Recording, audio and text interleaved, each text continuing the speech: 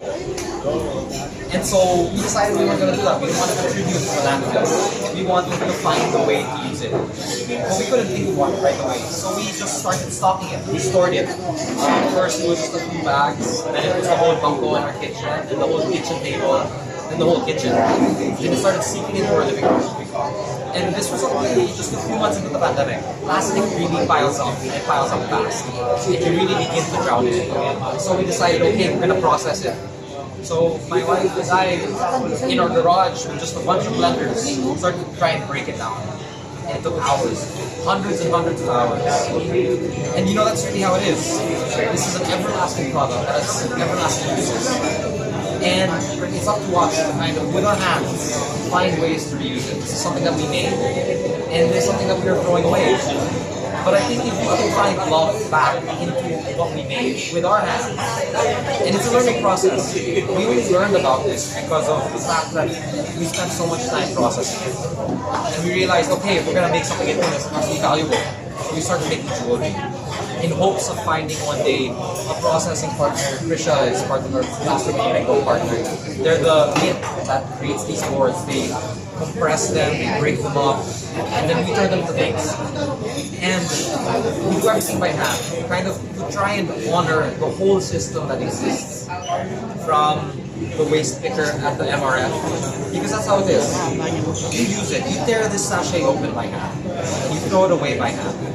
And someone has to dive into the trash and pick that by hand, sort it by hand, clean it by hand. And all the way through, we decided that we were also going to honor that same tradition and put it back into something valuable, also by hand. Plastic is always considered mass-produced, easily grown. We want to prove that differently.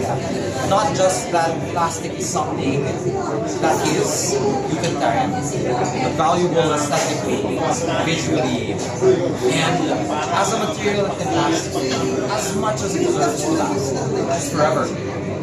Our inspiration is actually cotton and stone. If you look at the pieces that we started to make, they resemble stone.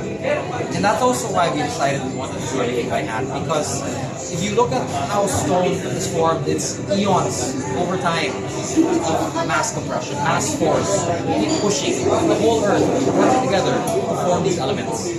And that's what we wanted to do. We wanted all of us to come together and form this plastic back into diamonds. From rough pieces of waste carbon back into diamonds. And that's really just what we're making. I tend to do that because it's a tireless job.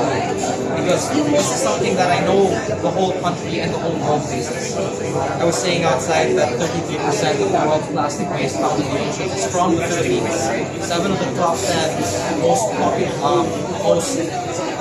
polluted rivers are in Metro Manila.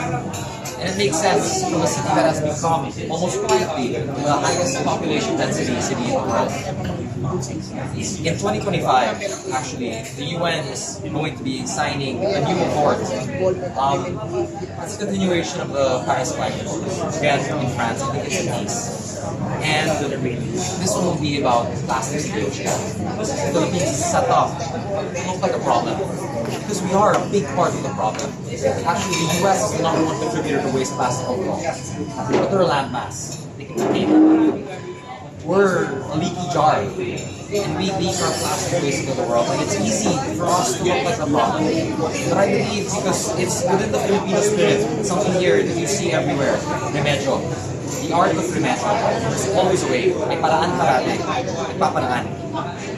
I believe that the biggest source of the problem, by 2025, hopefully it can also be the biggest source of the solution. We want to override what people see as a problem and actually be the #1 source of the new material.